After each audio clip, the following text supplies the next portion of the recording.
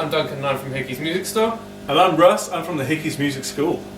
Right, and what have we got today? Well, today we've got a new series, and this is the first episode of that new series called Bargain or Bust. Bargain or Bust, and this time we're doing it with the Jazzmasters. Indeed. So essentially the deal behind this is that we take two models of the same kind of type, right? And we just basically get kind of like a more budgety, bargainy end of the spectrum, and then we get a more kind of lush, bigger priced kind of thing. So I've gone for the bust. So I've got the Jazzmaster. I've got an American Special one. This one's coming in at about £870, so not too bad for an American. Indeed. But yeah, it's up there in the expensive bust mark. The bust mark. And I've gone for the bargain method today, and I've got the Squire Deluxe Jazzmaster in this rather fetching candy apple red colour. I have to admit, it's the nicest looking colour scheme with the gold pick guard. And it is bling to the max. It is bling. Absolutely. And this one is £350. Very nice. I know, like quite a saving there. I think I found my new guitar.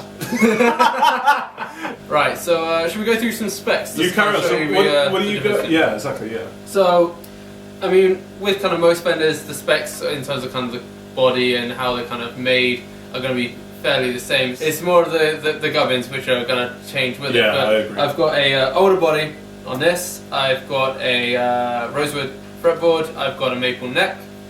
I've got some kind of modern style tuners on there. Yep.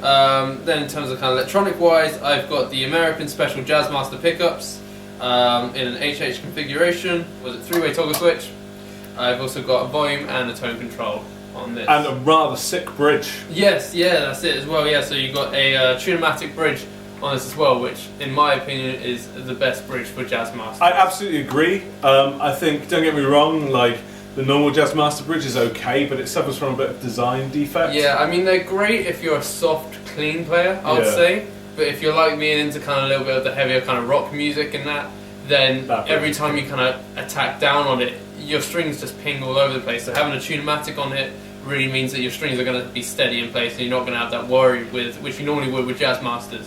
Indeed, nice one. So mine's actually quite similar to yours in quite a lot of ways. I've got the older body, same as you, and I've got a rosewood and maple neck, with rosewood on the front obviously.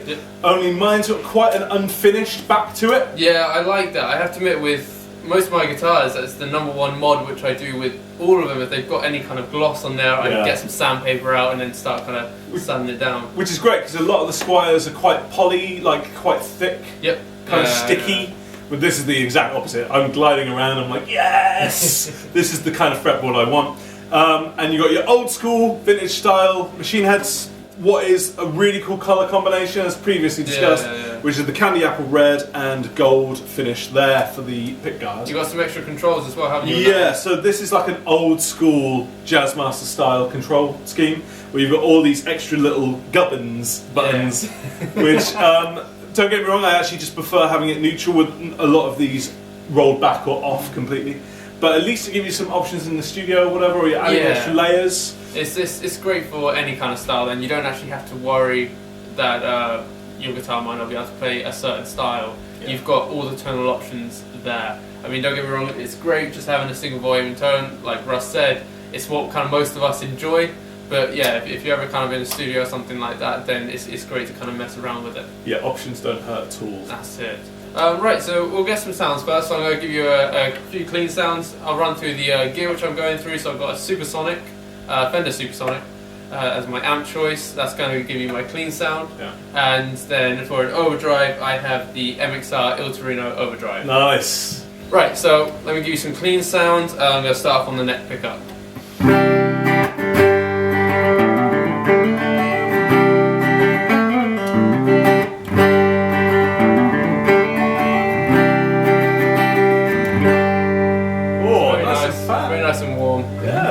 Right, so go to the middle position as well. Nice. I'm going to do a little bit of finger picking on this one.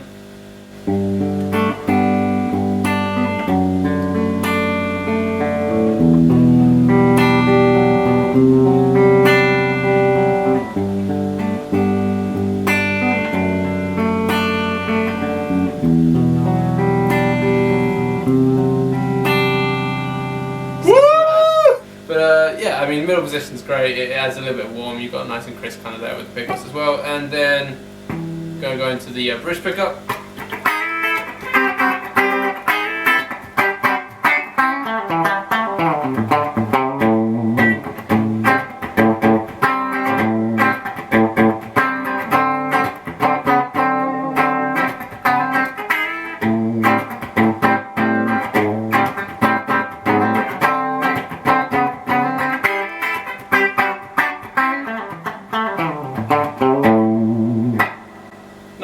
Nice ending, liked it.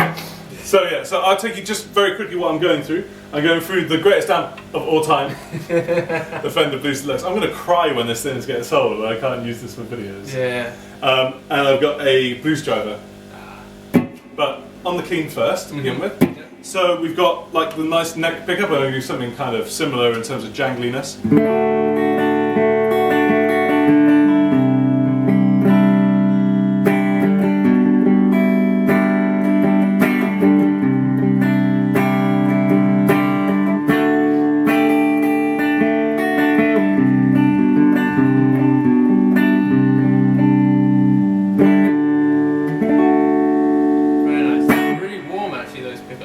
They're really good.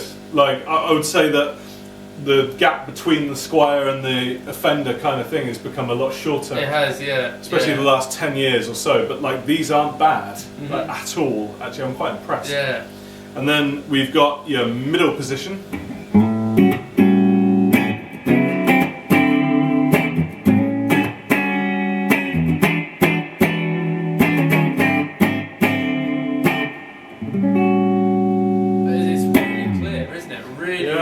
Good note definition, good dynamics, not bad at all.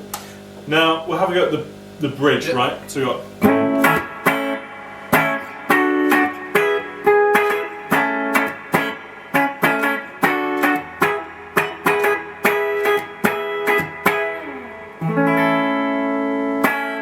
So you like that? Yeah. I like it. I think your bridge, your dynamics are a bit more broad with your bridge pickup, actually.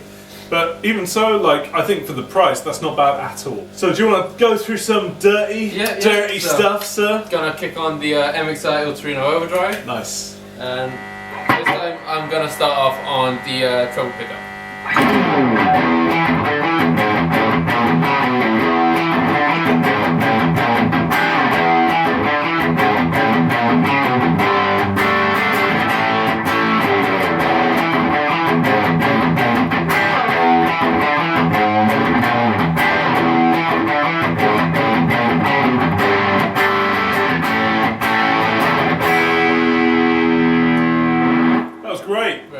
I really dug that. It cuts through, that's what I mean, like with when as soon as you kick on overdrive with the Jazzmaster pickups, it cuts through, it gives you that crispness. So we got middle pickup.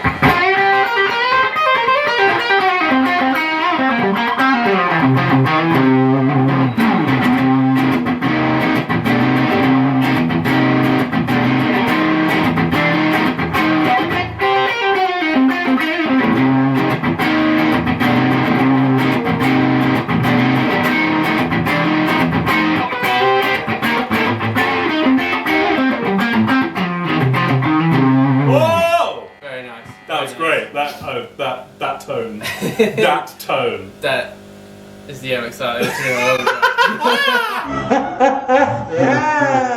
Nice. Right, and we got the neck pickup as well, so starting something like this.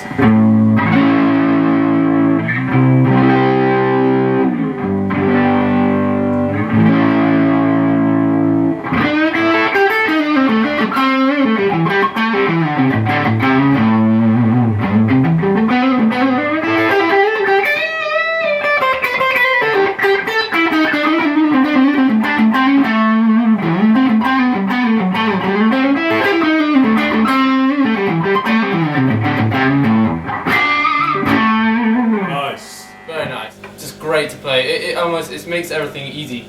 Indeed. It makes playing easy. And looks so cool as well. They do, yeah. I mean, honestly, I didn't used to be a big fan of them. Really? But after you kind of like see them and play them for a bit, you actually kind of the shape grows on you. So, shall I take you through some distortion tones? Give me some distortion tones. Give me some distortion tones. Give me some distortion tones. Okay, so I'm gonna go. Well, I'm wearing the Sabbath today, so I thought appropriately.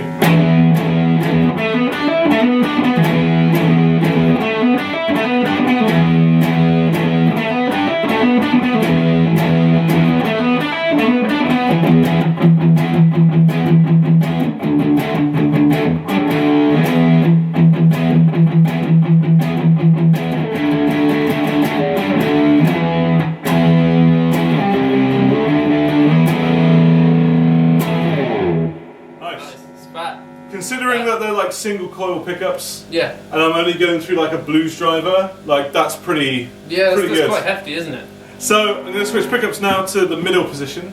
I'm just going to do some sort of blues soloing with this.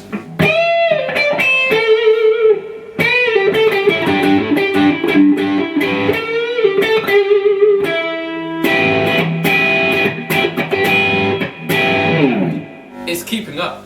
Yeah. There's no doubt about it that it's keeping up. Yeah, I think they're in a very similar ballpark. So now we've got just the neck pickup now. So similar kind of thing.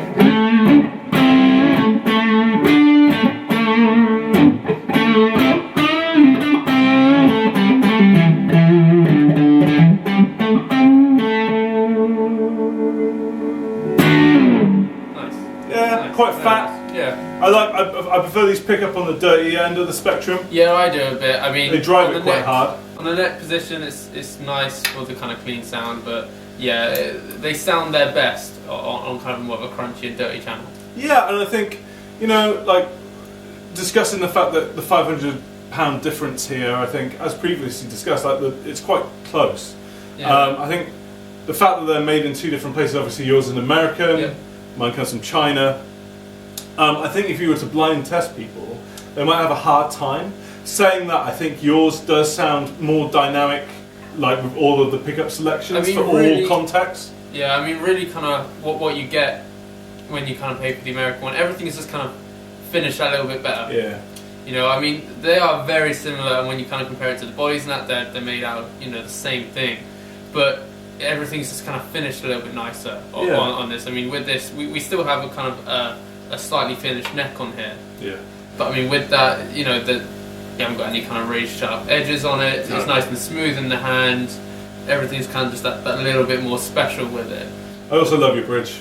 Yeah, I mean, the bridge is a big part with this. That's a great boon. It really is. So coming down to it then, dude, would you go for the budget or would you go for the bust in this case? I'd probably go for the budget on the sole reason of the colour.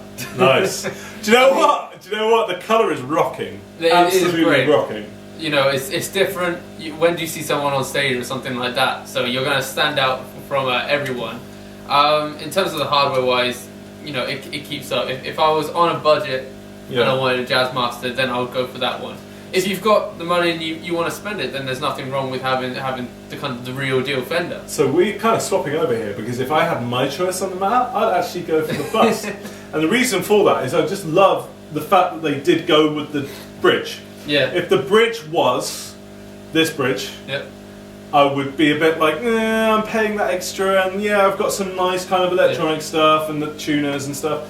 But that bridge for me just finishes it off, and I actually quite like the colour scheme of the red Moto scratch plate with the sunburst as well. So yes, that kind of rounds off the video today. All links below, by the way, for all of the products that we listed today, and obviously hickies.co.uk.